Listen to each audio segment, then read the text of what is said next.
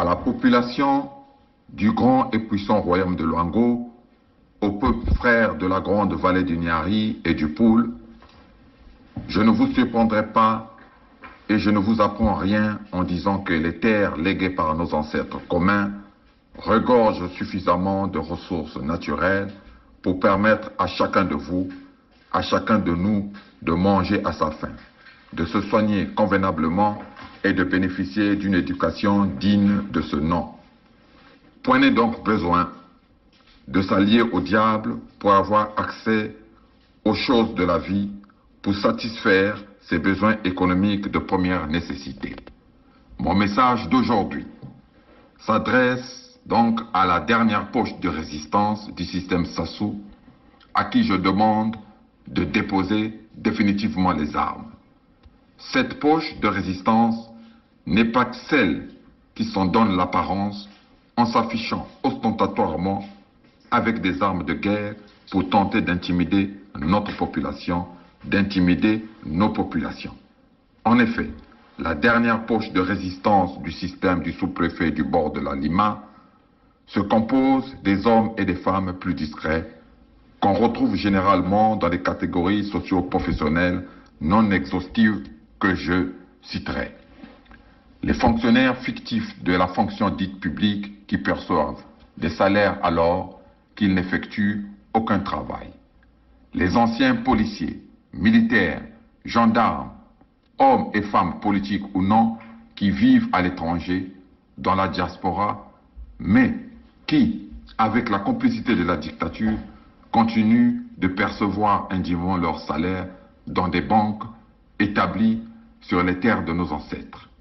Les anciens évacués sanitaires, notamment en France, qui depuis des décennies bénéficient d'un traitement financier favorable de la part de la dictature, alors qu'ils sont guéris.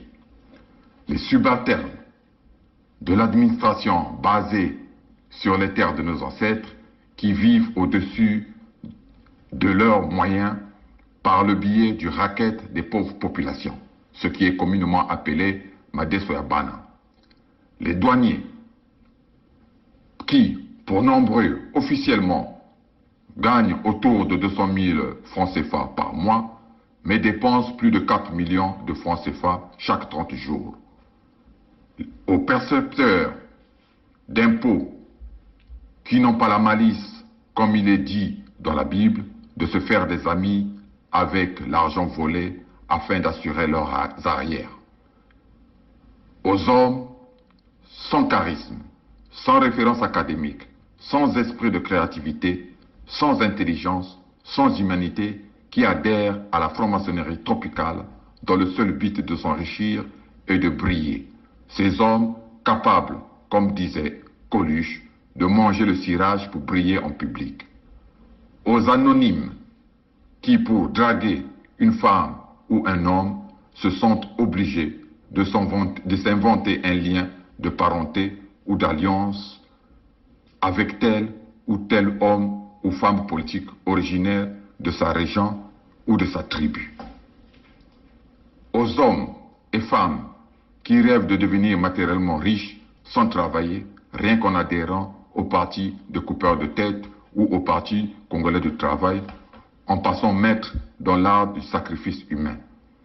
Aux hommes et aux femmes qui se disent neutres et, dans leur neutralité, servent in fine la dictature.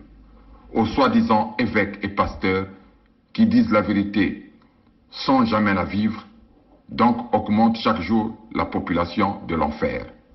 Aux soi-disant amis et parents qui n'attendent pas que le coq puisse chanter 3 fois avant de prendre la fuite.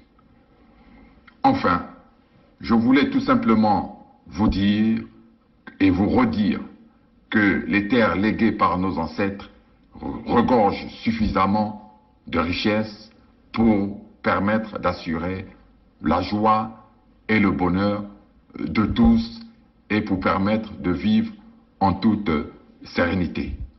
Il revient donc à chacun de vous de déposer définitivement les armes et d'être rassuré qu'avec nos royaumes, qu'avec nos chefferies très bien organisées, chacun trouvera son compte et l'avenir de nos enfants sera assuré.